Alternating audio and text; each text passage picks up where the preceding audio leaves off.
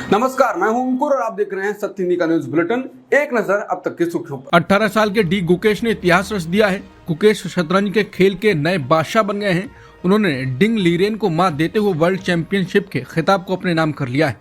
गुकेश ने लीरेन को 14वीं बाजी में हराते हुए वर्ल्ड चैंपियन का तमगा हासिल किया। गुकेश का प्रदर्शन कमाल का रहा और उनकी हर चाल के आगे लीरेन चारों खाने चित हो गए। गुकेश से पहले भारत की ओर से यह उपलब्धि सिर्फ विश्वनाथन आनंद ही हासिल कर सके। लीरेन ने पिछली बार इस टाइटल पर कब्जा जमाया था, लेकिन इस साल गुकेश ने लीरेन का खिताब डिफेंड करने का सपना तोड़ दिया। पीएम मोदी ने डी गुकेश को उपलब्धि के लिए बधाई दी है। पीएम मोदी ने इसे ऐतिहासिक और अनुकरणीय बताया। प्रधानमंत्री मोदी ने अपने पोस्ट में लिखा, ये ऐतिहासिक और अनुकरणीय है। उन्होंने लिखा, उनकी जीत ने न केवल शतरंज के इतिहास में उनका नाम दर्ज किया है, बल्कि लाखों युवा दिमागों को बड़े सपने देखने और उत्कृष्टता हासिल करने के लिए प्रेरित किया है। इसके साथ ही पीएम मोदी ने डी गुकेश को भविष्य के प्रयासों के लिए शुभकामनाएं भी दी। लोकसभा में केंद्रीय मंत्री नितिन गडकरी ने देश में हो रही सड़क दुर्घटनाओं को लेकर चिंता जताई। गडकरी ने कहा कि हमने सड़क परिवहन और राजमार्ग मंत्री के रूप में कार्यभार संभालने के बाद 2024 तक सड़क दुर्घटनाओं में 50% की कमी लाने की बात कही थी, लेकिन दुर्घटनाएं कम तो नहीं हुई, बल्कि स्थिति पहले से और ज्यादा बदतर हो गई।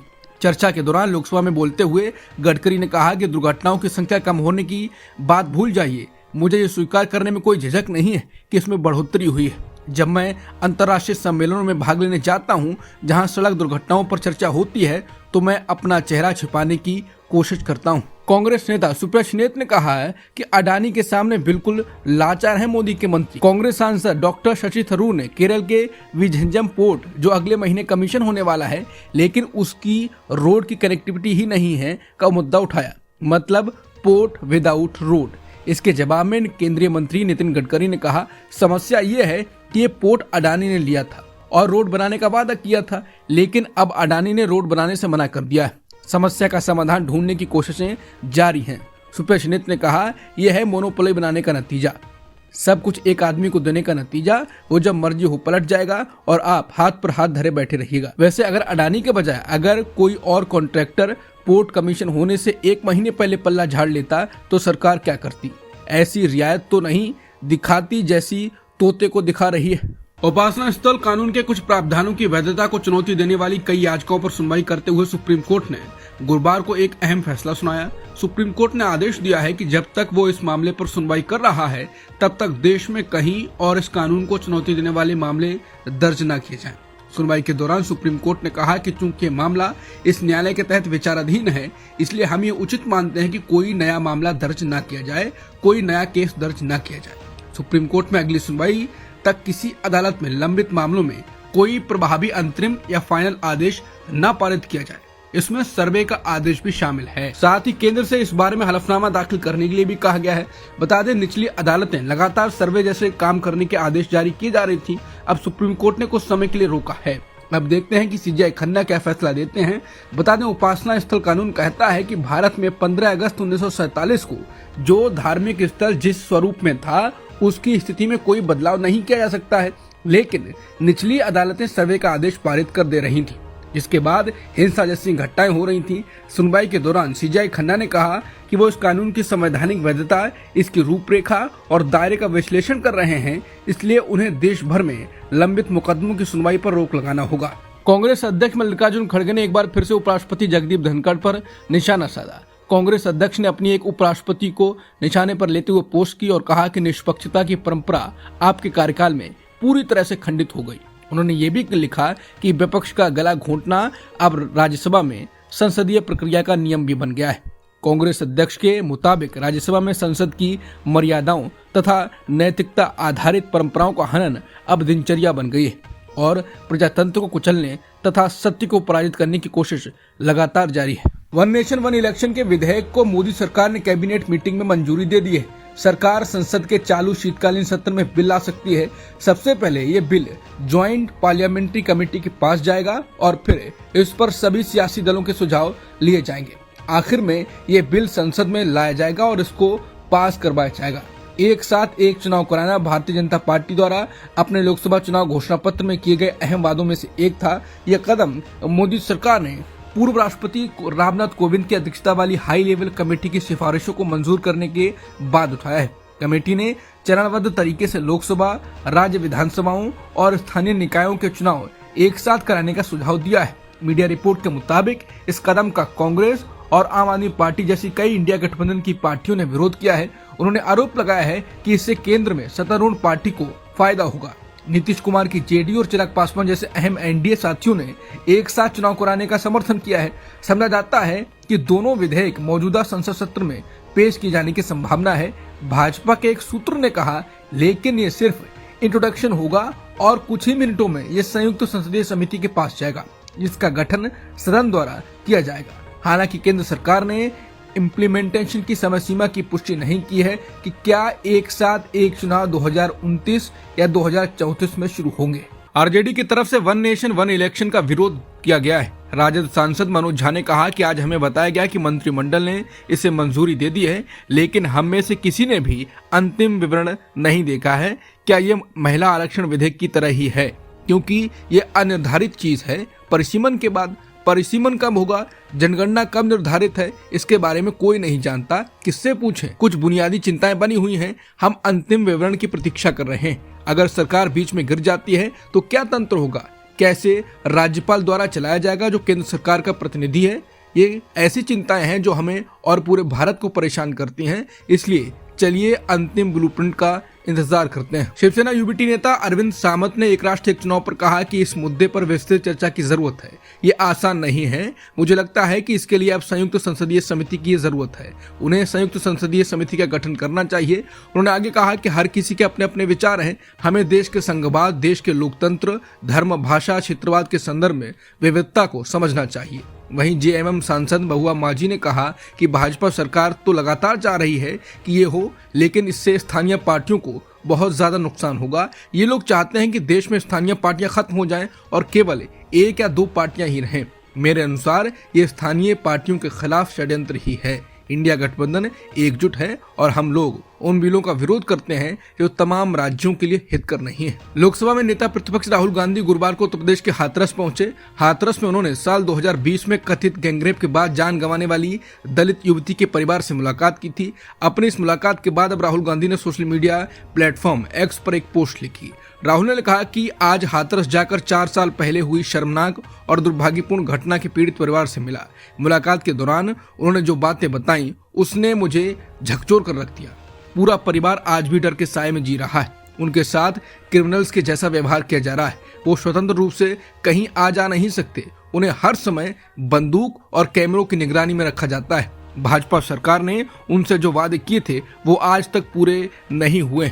ना तो सरकारी नौकरी दी गई है और ना ही उन्हें किसी दूसरी जगह घर देकर शिफ्ट करने का वादा पूरा किया गया है।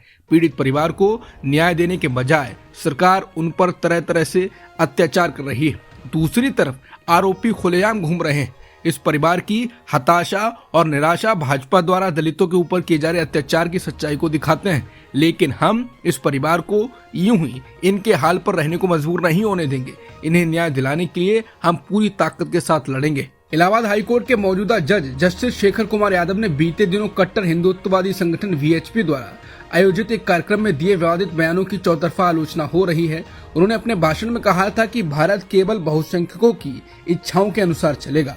अब Catholic bishops conference of India यानी सीबीसीआई ने इसे संविधान के खिलाफ बताते हुए सांसदों से जस्टिस यादव के खिलाफ कार्रवाई करने का आह्वान किया है। रिपोर्ट के मुताबिक भारत में कैथोलिक समुदाय की शीर्ष संस्था सीबीसीआई ने बुधवार को एक प्रेस बयान जारी कर कहा कि भारत में कानून बहुसंख्यकवादी शासन नहीं है।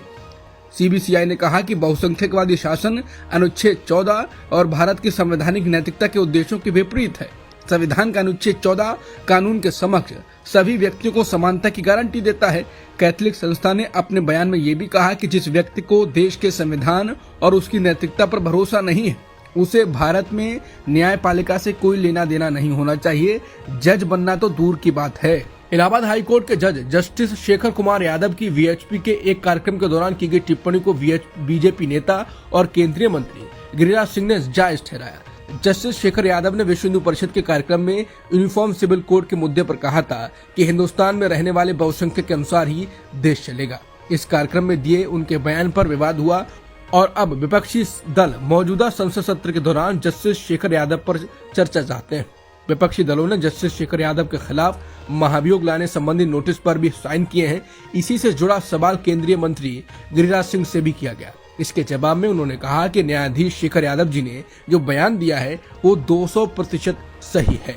इसमें यह देखने की जरूरत है कि वो कहां बयान दे रहे थे, किस मंच पर थे। वो विश्व हिंदू परिषद के मंच पर थे, वो एक सही मंच था। माननीय न्यायाधीश महोदय शेखर यादव जी ने कोई कोर्ट में ऐसी बात नहीं की है। बता दें, इस मामले में सुप्रीम कोर्ट ने भी संज्ञान लेते हुए इलाहाबाद हाईकोर्ट से जानकारी मांगी है। टीएमसी के राज्यसभा सांसद सागरिका घोष ने संसदीय कार्य मंत्री किरेन रिजिजू के खिलाफ विशेषाधिकार हनन का नोटिस दिया है। सागरिका घोष ने किरेन रिजिजू पर सदन को सही से चलाने की जिम्मेदारी का उल्लंघन करने और विपक्ष का अपमान करने का आरोप भी लगाया। टीएमसी राज्यसभा सांसद ने कहा कि बुधवार को किरेन रिजिजू ने सदन में विपक्ष की ओर देखते हुए कहा था कि आप लोग सदन में बैठने के लायक नहीं है।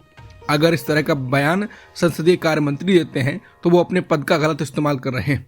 सागरिका घोष ने कहा कि उन्होंने इसलिए विशेष अधिकार हनन का प्रस्ताव दिया है जिसे विपक्ष के सभी दिग्गज नेताओं और पार्टियों ने साइन किया है। वो चाहती हैं कि किरेन रिजिजू माफी मांगे और उनके बयान को संसद के रिकॉर्ड से हटाया जाए। लोकसभा स्पीकर ओम बिरला ने गुरुवार को बताया कि टीएमसी सांसद कल्याण बनर्जी ने केंद्रीय मंत्री सिंधिया पर दी अपनी टिप्पणी के लिए लिखित में माफी मांग ली है। गुरुवार को लोकसभा की कार्यवाही जैसे ही शुरू हुई, सत्ता पक्ष के सांसदों ने कल्याण बनर्जी की टिप्पणी के मुद्दे को उठाया।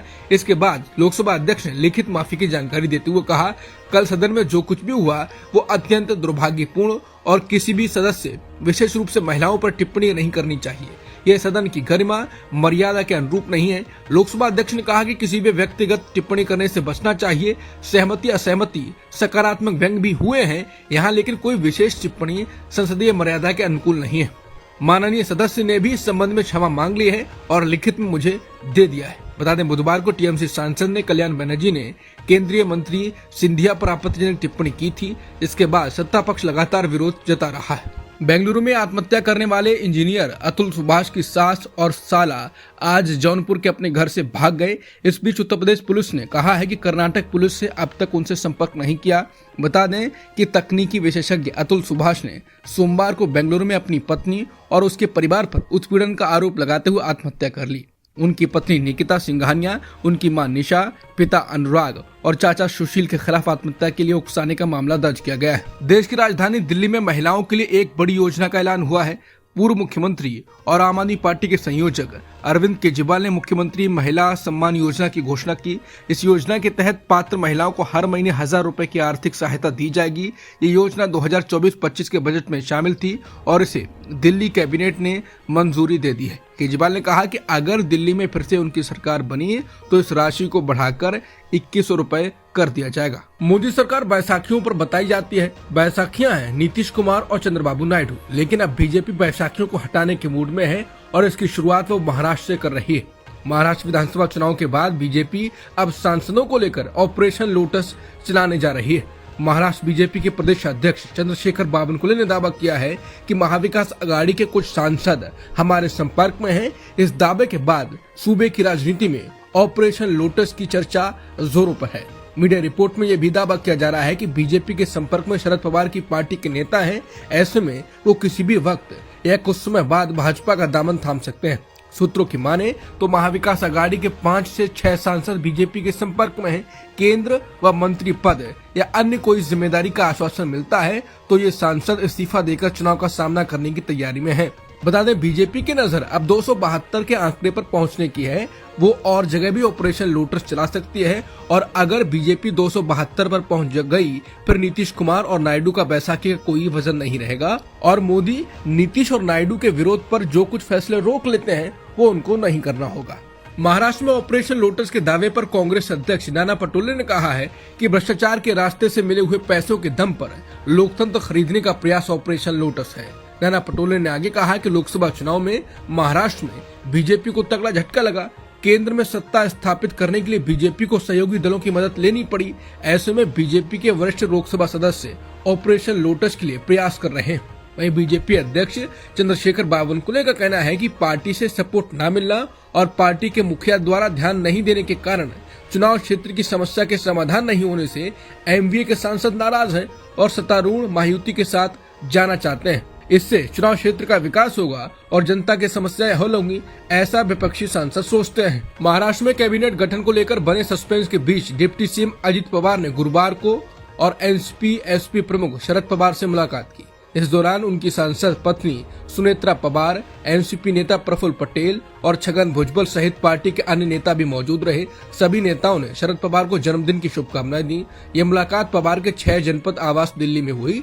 इसके बाद मीडिया से बात करते हुए अजित पवार ने कहा कि जन्मदिन के अवसर पर उन्होंने शरद पवार को शुभकामनाएं दी।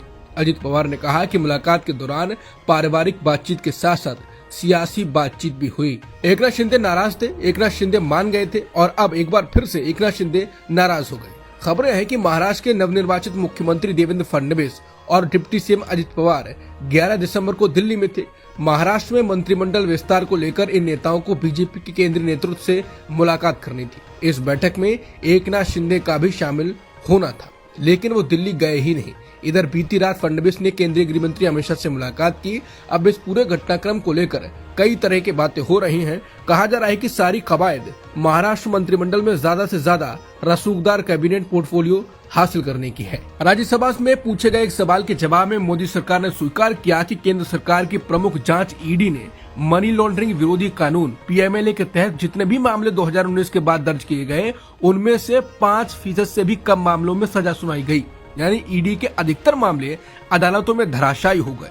बार बार इस बात की पुष्टि हुई है कि ईडी सिर्फ राजनीतिक बदला लेने की भावना से ऐसे केस दर्ज करती रही है। हालांकि ईडी ने हमेशा ऐसे राजनीतिक दबाव में काम करने से इनकार किया। राज्यसभा में कांग्रेस सांसद रणदीप सुरजेवाला ने इस संबंध में सवाल किया था। वित्त राज्य मंत्री पंकज चौधरी ने जवाब में कहा कि पीएमएलए के तहत दर्ज 911 मामलों में से केवल 42 मामलों में सजा हुई है, जबकि केवल 257 मामले ट्रायल तक पहुंच सके।